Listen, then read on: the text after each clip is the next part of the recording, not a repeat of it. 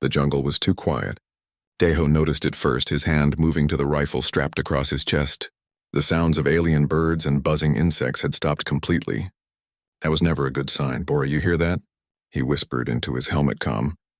His partner looked up from the sensor relay she was installing. Bora pushed a strand of black hair from her face and tilted her head. I don't hear anything. Exactly. They were 3 kilometers from their shuttle, deep in the green forests of Veritas 7. The planet was supposed to be empty. The scans from orbit showed no cities, no technology, nothing that would indicate intelligent life. Just jungle, rivers, and some interesting mineral deposits. Perfect for a human colony. Deho's job was simple. Set up sensor relays so the main fleet would have good data when they arrived in 3 months. Go home, get paid, maybe take a vacation. But now the jungle was silent and his instincts were screaming at him. Pack it up, he said. We're leaving. Bora didn't argue. She had been on enough missions to trust that tone of voice. She grabbed her equipment and started folding the relay's solar panels. That's when Deho saw the village. It wasn't much, just some structures made of woven branches and mud, built in a clearing about 50 meters away. They were low to the ground, more like burrows than houses. He hadn't seen it before because of the thick trees. Bora, look. She turned and saw it too. Her eyes went wide. The scans said this planet was empty. The scans were wrong. They moved closer, keeping their weapons ready. As they entered the clearing, Deho's stomach twisted. The village was destroyed. The structures were torn open, burned in some places. There were signs of a fight, scorch marks from energy weapons, broken tools scattered everywhere, but no bodies. No blood. What happened here? Bora whispered. Deho was about to answer when he heard the engines. He looked up and saw 3 ships dropping through the clouds. They were small, fast, and definitely not human. The design was angular and aggressive, painted in dark reds and blacks. Raiders, Deho said. Get to cover now. They ran for the tree line as the ships landed in the clearing. Doors opened and figures emerged. They were tall, maybe 2.5 meters, with gray skin and too many joints in their arms and legs. They wore armor that looked expensive and carried weapons that hummed with power. Deho counted 8 of them. Not good odds. The raiders moved through the ruined village searching for something. One of them barked orders in a language Deho's translator couldn't understand. They were looking for survivors. That's when he heard it, a soft chirping sound like scared birds. It came from a collapsed structure near where he and Bora were hiding. One of the raiders heard it too. He moved toward the sound, his weapon raised. Deho didn't think. He just acted. He stepped out of cover and fired 3 shots. The energy bolts hit the raider in the chest and he went down hard. The other raiders spun toward him, shouting in their alien language. Energy bolts filled the air, scorching the trees around Deho. He dove behind a fallen log as Bora opened fire from her position. The fight was chaos. Deho's armor could take a few hits, but not many. He rolled to new cover, fired, moved again.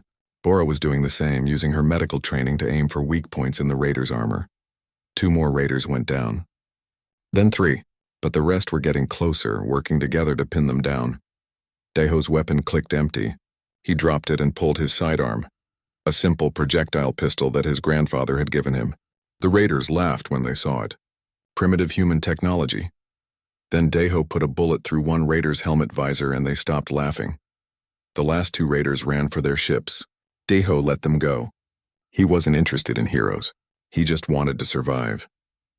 As the ships lifted off and disappeared into the sky, Deho let out a breath he didn't know he was holding. His hands were shaking. Bora emerged from cover, her face pale but steady. You okay? He asked. I'm alive. You? Same.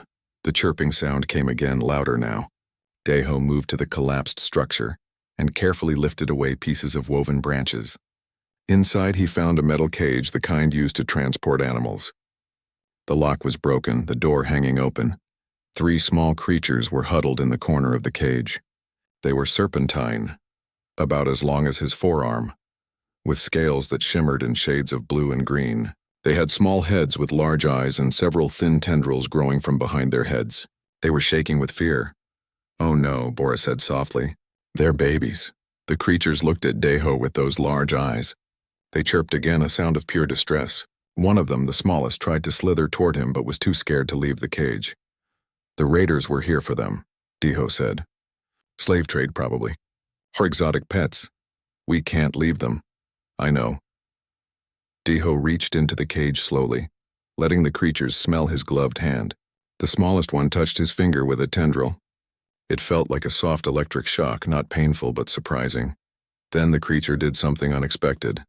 It slithered up his arm and found a gap between his armor plates right at the elbow joint. It squeezed inside, wrapping around his arm underneath the armor. Bora, little help? The other two creatures followed immediately. One went into the gap at his shoulder, winding around his torso. The third found the space at his waist and coiled around his lower back. Within seconds, all three were inside his armor, their small bodies warm against his skin. Deho tried to stay calm. Okay, this is happening. Don't move, Bora said, scanning him with her medical device. Your armor's sensors are going crazy. Their bodies are producing some kind of electromagnetic field. It's interfering with your systems. Can you get them out? I can try. But when Bora reached for the gap at his shoulder, the creatures inside his armor made a new sound. It was high-pitched and full of fear. Deho felt them tighten around his body. Not enough to hurt, but enough to make it clear they weren't leaving. Stop, he said. You're scaring them. Deho, we need to remove your armor at some point, I know. But not here. Let's get back to the shuttle first. The walk back took twice as long as it should have. The creatures inside his armor moved when he moved, adjusting their positions to stay comfortable. It felt strange, like having 3 cats sleeping on him, except these cats were inside his clothing. When they reached the shuttle, Deho sat down carefully. The creatures had settled down, their bodies warm and their breathing steady. He could feel their tiny hearts beating against his skin. Try to remove the armor now, he said. Bora started with his helmet. That came off fine, then his chest plate. But when she tried to lift it away, the creatures squeezed tighter and made that distress sound again. The smallest one shocked him, a defensive reflex that made his muscles jerk.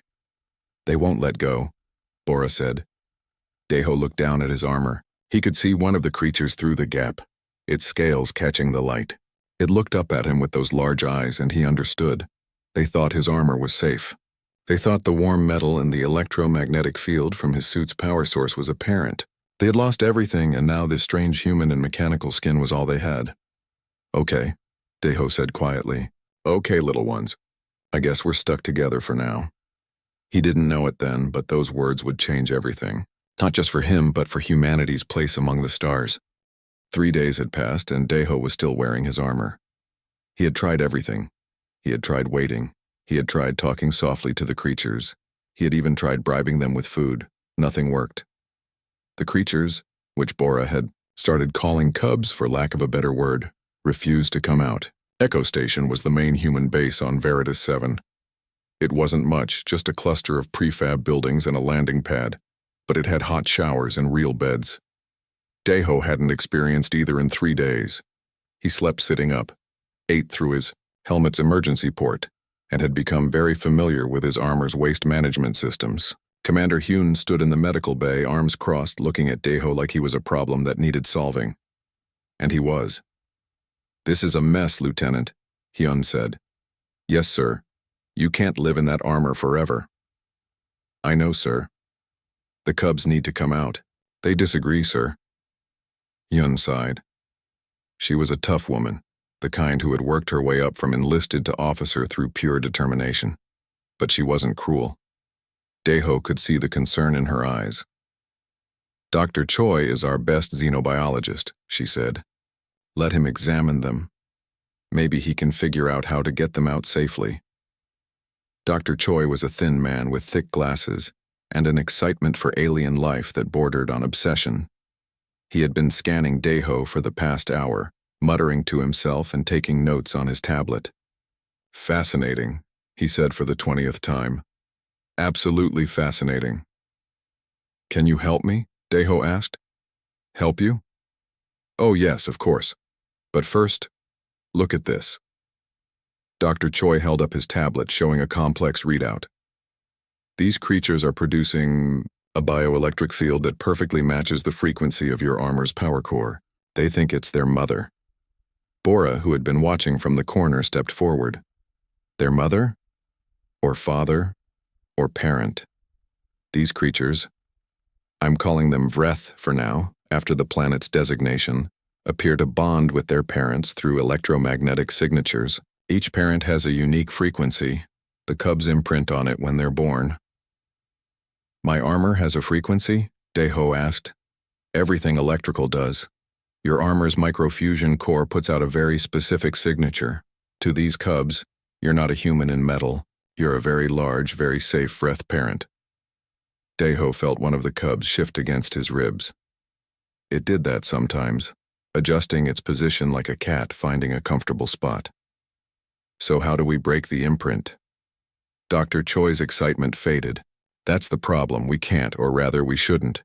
These cubs are severely malnourished. They've been in that cage for weeks, maybe months. The stress of forced separation could kill them.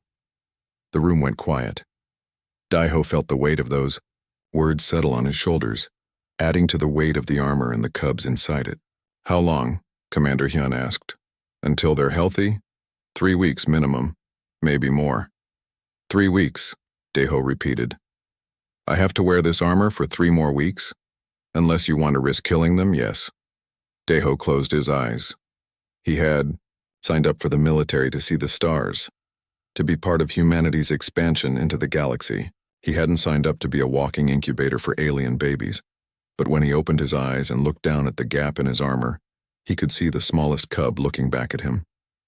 Its scales caught the light, shimmering like oil on water. Okay, he said. 3 weeks, I can do 3 weeks. Yuna arrived the next day. She was an engineering specialist from the main fleet, sent down specifically to help with Deho's situation. She was young, maybe 22, with short hair dyed, blonde and a cocky attitude that reminded Deho of his younger sister. So you're the guy who adopted alien snakes, she said, circling around him and examining his armor. They adopted me, actually. Semantics. She tapped on his chest plate, and Deho felt the cubs stir inside. Your armor is reading all kinds of errors. The cub's bioelectric field is messing with your systems. Your targeting computer is glitching, your climate control is stuck on maximum heat, and your shield generator thinks you're being hit by lightning every 30 seconds. I noticed. I can fix some of it. Make the armor more transparent to their field so they don't cause so many problems. But it's going to take time, and I'll need to modify each piece individually. How long? A week. Maybe 2. Everyone keeps saying maybe. Yuna grinned. Because nobody's ever had alien babies living in their armor before. We're making this up as we go. The modifications started that afternoon. Yuna worked on his arm plates first, removing them one at a time and adjusting the internal circuits. The cubs didn't like it. Every time she removed a piece, they would tighten their grip on Deho and make soft, distressed sounds.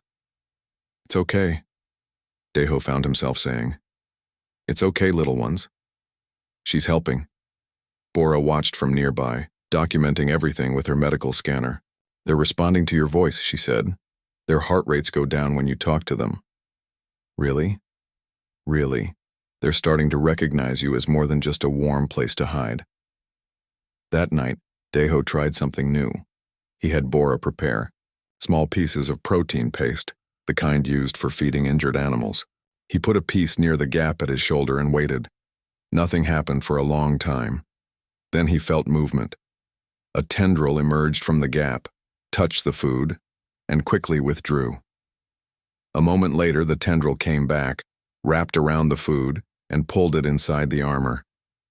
They're eating, Bora said, excited. Over the next few minutes, all 3 cubs took food from Deho's hand. Well, from his armored hand, but it still felt personal. The smallest one even let its head poke out to grab a piece, and Deho got his first good look at it. It had large golden eyes and a small mouth filled with tiny teeth. When it realized Deho was watching, it chirped softly and ducked back inside. Hello to you too, Deho whispered. Dr. Choi reviewed the data that night, and his findings changed everything. He called Bora and Deho to his lab, his face serious. I've been analyzing the cub's brain structure, he said, pulling up images on his screen.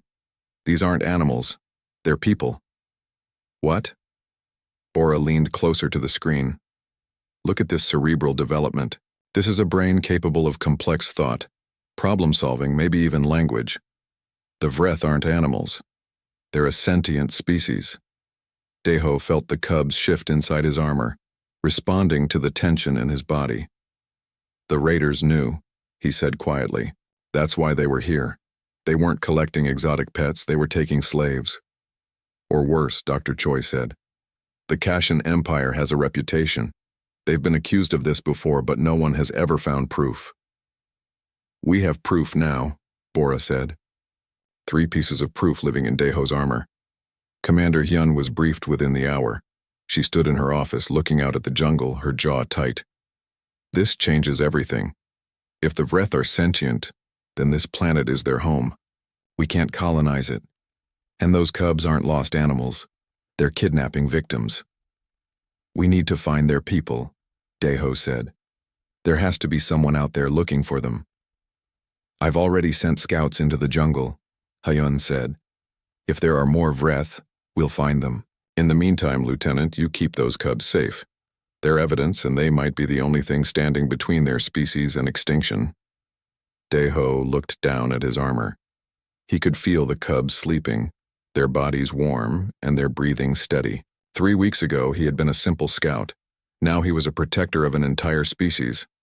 I'll keep them safe, he said, no matter what.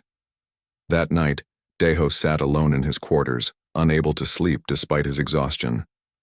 The cubs were quiet, dreaming whatever dreams alien serpents have. Through the gap in his armor, he could see the smallest one, its scales rising and falling with each breath. Bora had told him that these cubs probably had parents, families who were looking for them, parents who had been killed or captured by the raiders. These 3 small creatures had lost everything, their home destroyed, their families gone, and now all they had was him. I won't let anyone hurt you, Deho whispered into the darkness. I promise. The smallest cub stirred, as if it had heard him. A tendril reached out and touched his chest, just over his heart. Then it settled back down to sleep.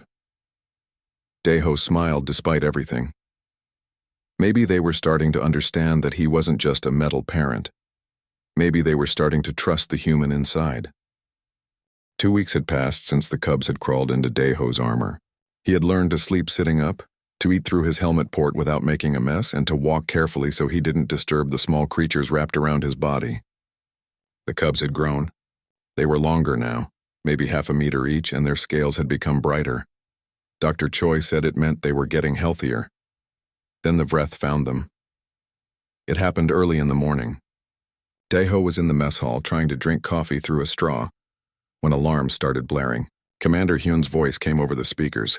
All personnel to defensive positions. We have contacts approaching from the jungle. I repeat, unknown contacts approaching. Deho grabbed his rifle and ran for the perimeter. The cub shifted inside his armor, waking up and chirping in confusion. It's okay, he said, trying to keep his voice calm. Just stay inside. Stay safe.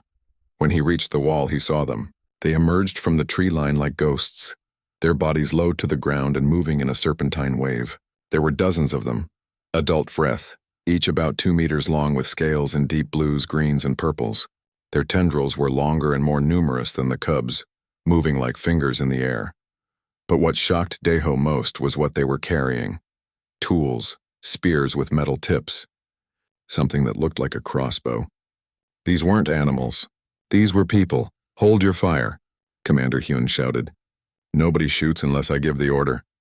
The Vreth stopped about 50 meters from the wall. One of them moved forward, larger than the others, its scales a deep purple that was almost black. Patterns of light appeared on its scales, glowing in the dawn light. Blues, greens, yellows flashing in sequences that reminded Deho of Morse code. They're trying to communicate, Dr. Choi said, running up with a tablet in his hands. The light patterns. It's a language. Can you translate it? Hyun asked. Give me a minute, but they didn't need a minute. The cubs inside Deho's armor started making noise, high-pitched chirps and whistles that he had never heard before. The adult Vreth's head snapped toward him, its tendrils standing straight up. The light patterns on its scales changed, becoming faster and more intense. Then, impossibly, the cubs answered. Deho felt them moving inside his armor, pressing against the gaps. Light began to glow from inside his suit, soft blues and greens shining through the spaces between his armor plates. The cubs were creating their own light patterns, talking back to the adult. "They're communicating," Bora whispered. She was standing next to Deho, her medical scanner forgotten in her hands. "The cubs are talking to them." The conversation lasted for several minutes. The adult Vreth's patterns became less aggressive, more questioning. The cubs responded with what Deho could only describe as excited chirping and rapid light flashes. Finally, the large Vreth turned to the others and made a gesture with its tendrils. The Vreth army lowered their weapons. Dr. Choi was frantically typing on his tablet, recording everything. "This is incredible. The light patterns are complex. It's going to take days to create a full translation matrix, but I think I can build a basic communicator." "How long?" Hyun asked. 6 hours, maybe 8. "You have 4. Dr. Choi ran back to his lab. The Vreth remained at the edge of the clearing, watching and waiting. Deho stayed at his post, feeling the cubs pressed against him. They were scared, he realized. They wanted to go to their people, but they were too afraid to leave the safety of his armor. "It's okay," he said softly. "We'll figure this out." 4 hours later, Dr. Choi returned with a device that looked like a modified speaker attached to a computer. "It's not perfect," he said, setting it up on the wall. "But it should let us communicate basic ideas." Commander Hyun stepped forward. She spoke slowly and clearly. "We are humans. We come in peace. We found your children and have been protecting them." Dr. Choi's device processed her words, then began displaying light patterns on its screen. The patterns repeated several times until the large Vreth responded. Its scales flashed in a sequence and the device translated. "Cubs. Where?" Deho stepped forward. As soon as he did, the cubs inside his armor started chirping again, their lights glowing brighter. Every adult Vreth in the clearing stood up straighter, their tendrils reaching toward him. The large Vreth came closer, stopping just at the base of the wall. It looked up at Deho and he could see intelligence in its large eyes, recognition, and grief. The device translated, "My children, inside. Metal?" "Yes," Deho said. "They're inside my armor. They crawled in when we rescued them from raiders. They won't come out. Scared, lost mother, father. I know. I'm sorry. We've been taking care of them, feeding them, keeping them safe." The Vreth's scales showed a pattern that the device couldn't translate, but Deho didn't need a translation. He understood grief when he saw it. Raiders took, many killed, elders took, young. Commander Hyun's face went hard. "How many cubs did they take?" 23 only return?" "We only found 3, Deho said. "I'm sorry." The Vreth leader's tendrils drooped. The patterns on its scales dimmed. Around the clearing, other Vreth made sounds of mourning, deep and mournful. Then something happened that no one expected. The device picked up a new voice, translated from light patterns coming from inside Deho's armor. The cubs were speaking. "Safe now, safe, metal, parent, protect." "Metal parent?" Bora said. "They think you're their parent." The adult Vreth looked confused. Its scales showed a questioning pattern. Deho felt the cubs press against him, their small bodies warm through his undersuit. "We're trying to get them to come out," Deho explained. "But they're afraid. They think my armor is safe. The electromagnetic field, they bonded to it." The Vreth leader seemed to understand. Its scales showed a pattern that the device translated as, "Cubs, choose, safe, place, respect, choice."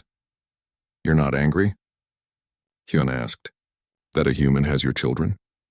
"Protect cubs important, you protect you honored." Before anyone could respond, another alarm went off. But this one was different. This was the proximity alert for incoming ships. "We have vessels entering orbit," a technician shouted. "Multiple contacts." "They're not ours!" 3 ships burned through the atmosphere, descending fast. They were the same angular design that Deho had seen before. The raiders were back and they had brought friends. The ships didn't land. They hovered over the clearing and a voice boomed from external speakers. The language was harsh and guttural, nothing like the musical sounds of the Vreth. Dr. Choi's device tried to translate, picking up the signal. "This world, Kashan territory, you trespass, you. Surrender Vreth property or we destroy base." Commander Hyun activated her communicator. "This is Commander Hyun of Earth's Expeditionary Force. We don't recognize Kashan claims to this world. The Vreth are a sentient species and have rights to their own planet. Leave now or face consequences." The ship's weapons powered up, their energy cores glowing red. "I think they're going to choose consequences," Bora said. What happened next surprised everyone. The Vreth didn't run. They didn't hide. They formed a line between the human base and the ships, their small weapons raised. It was a futile gesture. Their spears and crossbows couldn't hurt armored ships. But they stood anyway. The large Vreth scales flashed. You protect cubs. We protect you. Deho felt something break inside his chest. These people, these brave people, were willing to die to protect the humans who had helped their children. He couldn't let that happen. "Commander, let me talk to them," he said. "Deho, please. The cubs are what they want." "Let me try." Hyun hesitated, then nodded. Deho activated his external speakers and addressed the ships in orbit. "This is Lieutenant Deho. I have the 3 Vreth cubs you're looking for. But they're under Earth's protection now. If you want them, you'll have to go through me." There was a long silence. Then a new voice came from the ship, smoother and more cultured than the first. "Lieutenant Deho, I am Envoy Rilthar of the Kashan Empire. Those cubs are valuable property. Their parents were members of the Vreth ruling council. Surely we can negotiate a price for their return. They're not property. They're children, a human concept. The Vreth are not part of the Galactic Council. They have no rights. Earth disagrees." Another pause.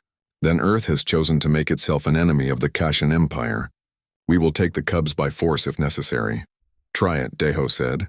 Inside his armor, the cubs pressed closer, their small bodies trembling. "I dare you." The ship's weapons locked onto him. Deho stood his ground, feeling the cubs against his skin, feeling the weight of the promise he had made in the darkness of his quarters. He had sworn to protect them.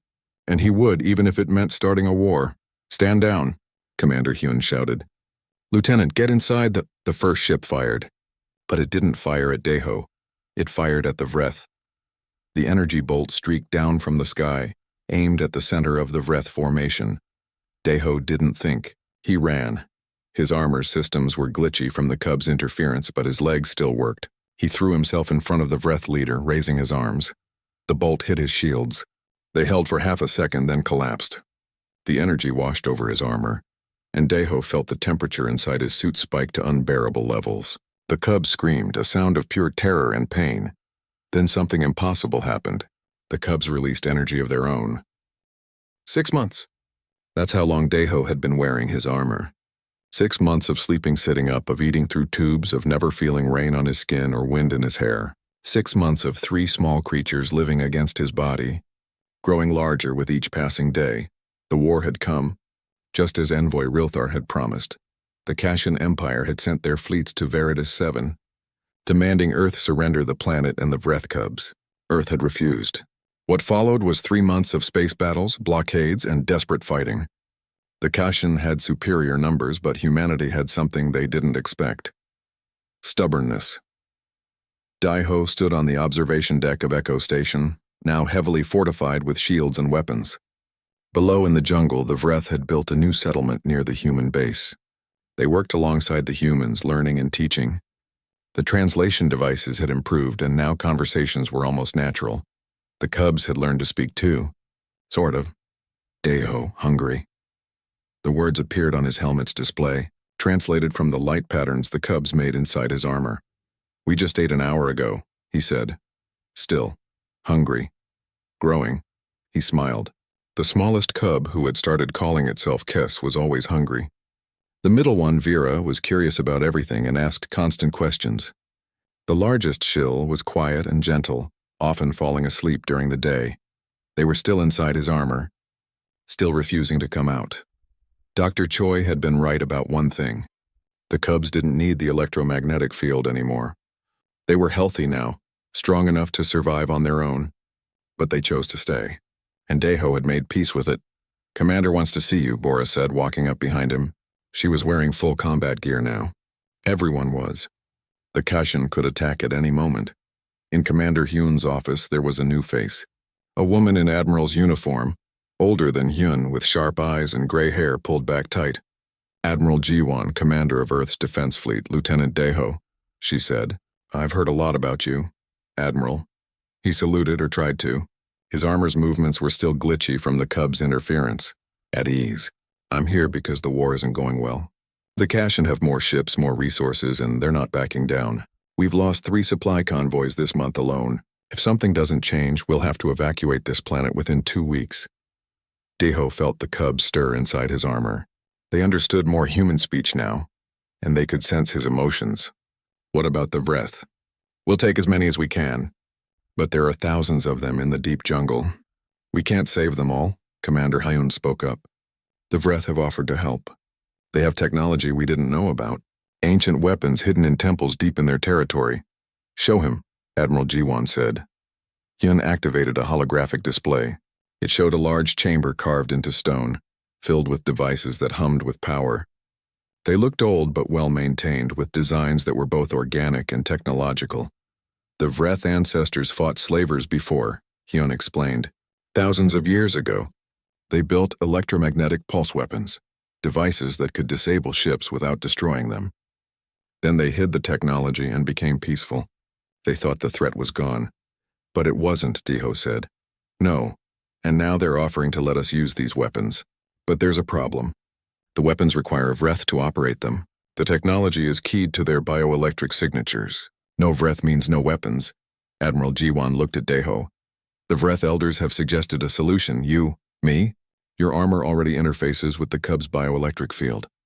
Dr. Choi believes we can modify it to channel their power into the ancient weapons. You would become a living weapon platform, Lieutenant. The Cubs would provide the biological component, your armor would provide the technological framework, and the Vreth weapons would provide the firepower. Deho looked down at his armor. He could see Kess watching him through a gap, its golden eyes bright with intelligence. What do the Cubs think about this? The words appeared on his display. Help, friends, protect home. They're eager to help, Bora said. She had been monitoring the Cubs' vital signs throughout the meeting. But Deho, there's a risk. Integrating that much technology into your armor, channeling that much power through the Cubs' bodies, it could hurt them. It could hurt you. How much of a risk? Dr. Choi, who had been quiet until now, spoke up. 30% chance of serious injury, 10% chance of death. For you and the Cubs, the room went silent. Outside the windows, Deho could see Vreth working in the gardens they had planted, teaching human children about their plants and medicine. He could see human engineers helping Vreth build better homes. Two species learning to live together. When do we start? He asked. The integration took 3 days. Deho was strapped into a medical chair while Yuna and her team worked on his armor, adding new circuits and power conduits. The ancient Vreth weapons were brought up from the temple, carefully transported and reverently handled by the Vreth elders. The weapons were beautiful. They looked like crystalline structures wrapped in living metal, pulsing with soft blue light. When they were brought close to Deho, the Cubs inside his armor became excited, their own light patterns flashing in response. They recognize it, Dr. Choi said, amazed. It's in their genetic memory. Their ancestors used these weapons. The actual connection was agonizing. When Yuna activated the first weapon integration, Deho felt electricity course through his entire body. It wasn't like being shocked. It was like becoming electricity. Every nerve was on fire, every muscle locked tight. The Cubs felt it too. He heard them cry out, their distress calls echoing inside his armor, but they didn't flee. They held on, their small bodies pressed tight against him, sharing the pain. Deho, your vitals are critical, Bora shouted. We need to stop. No, he gasped. Keep going. We can do this. The Cubs' light patterns changed. Instead of panicked flashing, they became steady, rhythmic. They were synchronizing with the weapon, learning to control it. And they were helping Deho do the same. The pain began to fade, replaced by something else. Power. Pure, controlled power flowing through his armor and into the ancient weapons now mounted on his shoulders and arms. Integration complete, Yuna said, her voice awed. All systems green. Deho, you're reading power levels I've never seen before. Deho stood up slowly. His armor felt different now.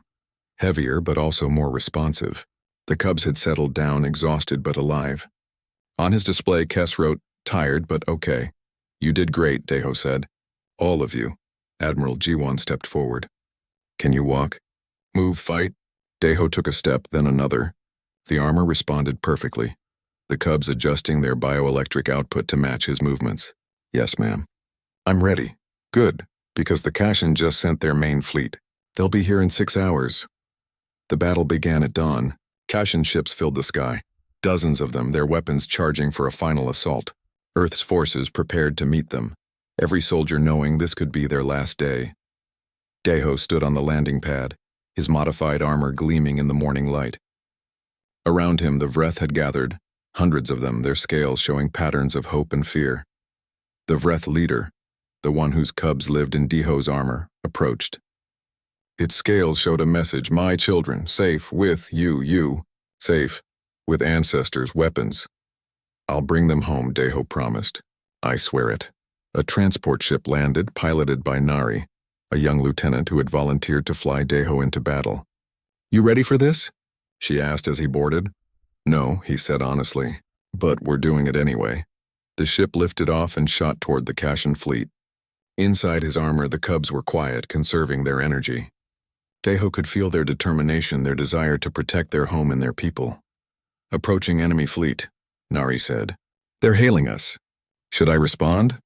Put them through. Envoy Rilthar's smooth voice filled the comm channel. Lieutenant Deho, still clinging to those cubs, I see. Last chance to surrender them peacefully. Last chance to leave and never come back, Deho replied. So be it. Kashan fleet, open fire. Destroy the transport. 20 ships turned their weapons toward the small transport. Energy beams lanced through space, enough firepower to vaporize a city. Now, Deho shouted. The cubs released their power. The ancient weapons mounted on his armor activated, and Deho felt energy surge through him. It erupted from the weapons in a massive electromagnetic pulse, a wave of pure disruption that spread across the battlefield. The Kashan weapons sputtered and died. Their shields flickered and failed. Their engines went dark. In the span of 3 seconds, 20 warships became 20 dead hulks floating in space. Impossible. Rilthar's voice was panicked now. What did you do? This planet is under Earth's protection, Deho said. And Earth doesn't give up what it protects. The rest of the Kashan fleet broke and ran. They had come expecting an easy victory against primitive weapons and determined humans. They hadn't expected ancient Vreth technology powered by determined humans and brave cubs. The battle was over in minutes. Earth ships pursued the fleeing Kashan vessels, broadcasting images of the disabled ships to the entire sector. Within hours, the Galactic Council was calling emergency sessions. The Kashan Empire's secret slaving operations were exposed. Their reputation was destroyed. Deho returned to Echo Station a hero. 1 year. Deho had been on Veritas 7 for exactly 1 year. He stood outside Echo Station, now renamed Unity Station, watching construction crews work on new buildings. Half the workers were human, half were Vreth. They worked together like they had been doing it for generations. The cubs were no longer cubs. Kes, Vera, and Shill had grown to nearly full size, about 1.5 meters long each. They wore translator devices now, small collars that could convert their light patterns into human speech and vice versa. They had learned to speak both languages fluently, but Deho was still wearing his armor, not the modified combat armor from the battle. That had been retired to a museum. This was a new suit, lighter and more comfortable, designed specifically for long-term wear. But it was still armor, and he had been in it every day for the past year. You look tired, Bora said, joining him at the railing. She wore civilian clothes now, her military service complete. She had accepted a position as Earth's head of xenological studies on Veritas 7. I am tired, Deho admitted. Dr. Kang arrives tomorrow. She's the specialist from Earth. They say she can remove the armor without distressing the cubs. They've been saying that for months. This time it's real. New technology. Better understanding of Vreth psychology. Kes, Vera, and Shill are adults now. They understand what's happening. They'll cooperate. Deho looked down at his armored hands. Through the gaps, he could see the familiar shimmer of scales. The cubs still spent most of their time inside his armor, even though they didn't need to anymore. Even though they could survive perfectly well on their own. What if they don't cooperate? He asked quietly. Then we keep trying. But Deho, you can't live in this armor forever.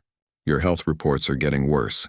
You have maybe a few more months before permanent damage sets in. He knew she was right. The constant pressure, the lack of movement, the recycled air. His body was breaking down slowly but surely. If he stayed in the armor much longer, he would never be able to leave it. That night, Kes spoke to him. The cub, now an adult, slithered out of his armor for the first time in weeks. It looked at him with those intelligent golden eyes. Deho, we need talk. listening. Vera, Shill, me, we. No truth armor hurting you. I'm fine. No, not fine. We feel your pain through connection every day worse. Deho sat down heavily. He couldn't lie to Kess. The bond between them was too strong. I don't know how to let you go. You're my family now. Kess moved closer, its tendrils reaching out to touch Deho's face. Not letting go, never letting go, but time to change how we stay together. I don't understand. Tomorrow, Doctor comes, we will leave armor for you, promise. You promise? Just like that. After a year of refusing. Not refusing, waiting, you needed time, except we not. Inside, metal, but we. Still, yours, still. Family. Tears ran down Deho's face. He hadn't cried since the first week in the armor, when he thought he would never be free. But now, knowing the cubs were choosing to leave for his sake, the emotions broke through. Thank you, he whispered. Dr. Kang arrived the next morning with a team of specialists and equipment. She was an older woman, maybe 50, with kind eyes and gentle hands. She examined Deho's armor carefully, running scans and taking notes. The good news is that the armor hasn't fused to your skin, she said. The bad news is that your muscles have atrophied severely. When we remove the armor, you won't be able to walk unassisted for several weeks, maybe months. I understand. The cubs have agreed to the procedure? As if in answer, all 3 cubs emerged from his armor. It was the first time in months that they had all been outside at once. They looked at Dr. Kang with curiosity, their scales showing patterns of determination. We. Ready, Kess said through its translator. The removal process took 4 hours. Each piece of armor had to be carefully detached, and each time a piece came off, Deho's body protested. Muscles that hadn't moved properly in a year screamed in pain. Skin that hadn't seen sunlight was pale and sensitive. The cubs stayed close throughout the process, their light patterns soothing and encouraging. They touched him gently with their tendrils, sharing their bioelectric energy to ease his pain. When the last piece came off, Deho collapsed. His legs couldn't support his weight. Bor and 2 medics caught him and carefully lowered him to a medical bed. It's okay, Bora said. We've got you. Deho looked at his hands. His real hands without gloves or armor. They were thin and weak, the hands of someone who had been sick for a long time. He flexed his fingers experimentally, marveling at the simple act. Then he felt something on his chest. Kess had climbed onto the bed and was curled up over his heart, exactly where it had always rested when inside the armor. Vera and Shill joined it, the 3 of them creating a warm, living blanket. Not inside. Metal, but still. Here, Kess said. Deho laughed and cried at the same time. Yeah, still here. The recovery took 3 months. Physical therapy every day, rebuilding muscles that had wasted away. The cubs attended every session, encouraging him and celebrating each small victory. When he took his first unassisted steps, they performed a light pattern display so beautiful that everyone in the medical center stopped to watch. During his recovery, other things were happening on Veridus 7. The planet had been officially recognized by the Galactic Council as a sovereign Vreth world under Earth's protection. The Kashan Empire had been sanctioned, and their slaving operations shut down across multiple systems. 17 other species that had suffered under Kashan raids had been freed. The Vreth were building their first spaceship, a joint project with human engineers. They were learning faster than anyone expected, their natural intelligence and problem-solving abilities accelerating their development, and they were forming a government. The Vreth Council had been established, with representatives from every major settlement, and they had asked Deho to serve as their first liaison to humanity. I'm not a politician, he said when they first made the offer. No. You, not. Politician. The elder Sithara agreed, its scales showing patterns of amusement. You friend, protector, bridge between species, that better than politician, so Deho accepted. He moved into a new home, a structure built specifically for him by Vreth architects. It had both human and Vreth features, a place where both species could live comfortably. The cubs moved in with him. They had their own spaces, their own rooms and sleeping areas, but most nights Deho would wake to find them curled up near him, choosing to be close even when they didn't have to be. 4 months after removing the armor, Deho stood in the new Vreth Council chamber. Human ambassadors had arrived from Earth, along with representatives from several other species who were curious about this new civilization. Ambassador Sujin was there, the woman who had negotiated the first treaties between Earth and the Vreth. She smiled when she saw Deho in his formal uniform, looking healthy and strong again. "You clean up nice, Lieutenant. Or should I say Ambassador Deho now? Just Deho is fine. Modest as always." She looked around the chamber at the Vreth and humans mingling together. "You started something remarkable here. Did you know that 10 other species have requested Earth's protection, all because they saw what we did here? How we protected the Vreth? We just did what was right. That's exactly my point. In a galaxy full of empires and exploitation, Earth chose to protect instead of conquer. You chose to protect 3 scared cubs instead of taking the easy path. And look what it led to. The ceremony began. The Vreth Council officially recognized Earth as their ally and protector. Earth officially recognized Veritas 7 as a sovereign world. Treaties were signed, promises were made, and 2 species committed to building a future together. Kes, Vera, and Shill were given special honors. They were named as the first Vreth diplomats, responsible for teaching their people about humans and teaching humans about the Vreth. They accepted the honor with grace, their light patterns showing pride and joy. After the ceremony, Deho found himself alone with the 3 of them in a quiet garden. They sat together in comfortable silence, watching the sun set over the jungle. "Do you ever regret it?" Deho asked. "Choosing to stay with me instead of going back to your people right away?" Kess's scales showed a pattern that the translator rendered as laughter. "Regret? No, we chose best parent in galaxy. I'm not your parent." "Your real parents, dead," Vera interrupted gently. "Killed by raiders, you, not replace them, but you gave us new family, new purpose." Shill, who spoke the least but always said the most important things, added, "You showed galaxy what humans are: protectors, friends, heroes, not because strong, because kind." Deho felt tears in his eyes again. Over the past year, he had cried more than in his entire life before. But these were good tears. A message came through on his communicator. It was from Bora. "Dinner at my place tonight? I'm cooking human and Vreth dishes. It's probably going to be terrible, but we can suffer through it together." "You cooking?" Deho messaged back. "Should I bring medical supplies?" Rude, but yes, probably a good idea. He looked at the cubs. "Want to come to dinner?" "Obviously," Kess said.